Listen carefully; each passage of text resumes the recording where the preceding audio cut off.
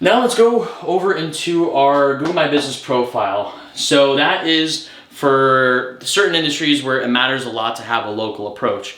Where does it matter to have a local approach? That matters a lot for Google Maps or Google My Business profile. You really want to do this if it's less than a 25-minute drive.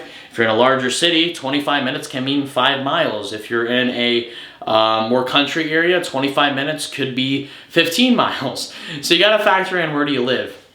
Long story short, most people don't want to drive over 25 minutes to get to you, especially for bankruptcy lawyers. So you got to make sure that you have that in place. Now, how do you get it? By the way, you can only do a Performance Max campaign now. So back in the day, I believe they switched it in September of 2022. You used to be able to make a local campaign just to do a Google My Business profile ad or a Google Maps ad. And what happened was they got rid of it. They turned it into a Performance Max campaign. I think they're going to do good in the future. I really miss my whole local campaign just so I can bid specifically on these. But what did that do? It meant that it combined our Google Maps campaign with a YouTube campaign and also a search ads campaign as well.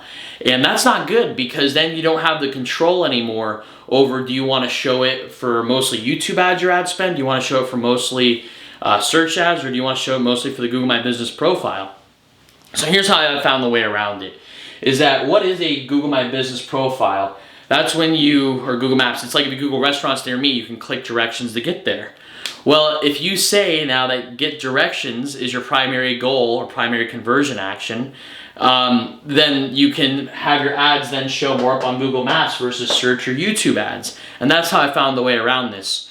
And this is a good transition into what is a conversion value. How does that work? So say if you're a business and you get phone calls, you get form submissions, and I don't know, you get Calendly meetings booked. The phone call might be worth $50 to you, but having someone submit a lead form online is only worth $5 to you. So how do you tell Google that you want to spend more on the phone call and less on the form submission? You assign a conversion value to it. It means that you want to spend $5 on a form submission, and you may want to spend $50 for the phone call. So what we do here, bring it back to the Performance Max campaign, is we assign a conversion value that's greater than all the other conversion values, so it starts to focus in more on that type of goal or that conversion, which is getting directions.